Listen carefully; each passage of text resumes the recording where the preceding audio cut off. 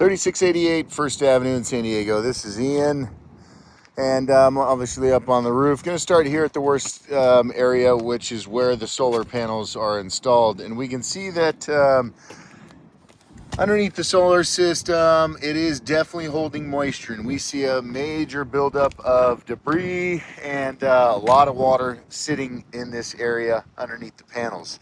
It's definitely the worst area on the roof.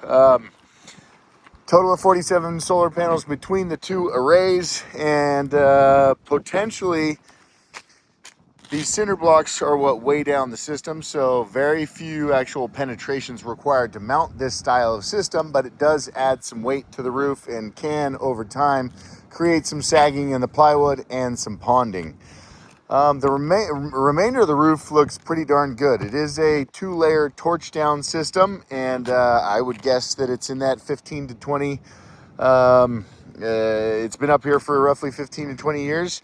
It was installed professionally. I haven't found any major mistakes. I can tell that it is 2 layers based on this ridge that runs down the center of each torch down course. The bleed out is very strong and looks great. I would say that the only issue I'm finding consistently around this roof is that all of the flashings and penetrations could be treated again. We see that little bit of separation happening right there where water is sitting in there and trying to find its way in. I'm not saying it is leaking. Now, where the seal is broken here, in some areas, water is getting in. Tough to say if it's actually making its way in there, but what we do is just put a big bead of mastic on this and this on every flashing on this roof, and there are a lot of them. But let's quickly work our way around this roof. The debris and buildup of junk is pretty similar underneath these panels. But throughout the rest of the roof, it appears that it drains pretty well. We do see some ponding areas right here where the granules, there's extra wear and tear on the material itself, and then there's a buildup of granules. What happens?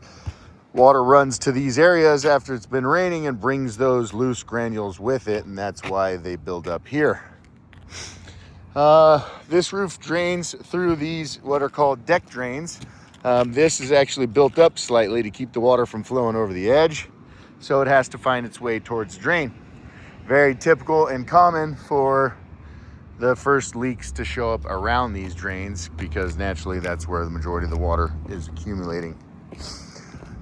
This roof could be a very good candidate for, well, dare I say it, I was gonna say it could be a good candidate for a coating, but we saw what happened on that other roof, that First Avenue roof, in the ponding areas. That coating just fails, and so unfortunately we don't love that material.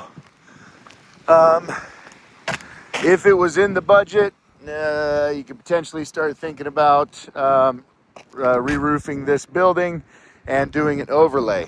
Once you let a roof get to a certain beyond a certain point, then we really need to tear the roof off and make sure we get to all the rotten spots before the new roof goes down.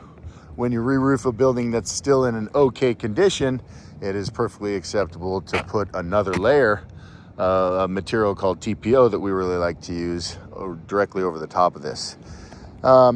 That eliminates any kind of asbestos testing that's required when we demo a roof, and just makes it a little less intrusive. Not a ton of trash coming off the roof and into dumpsters, not so much dust, not so much time spent on the project.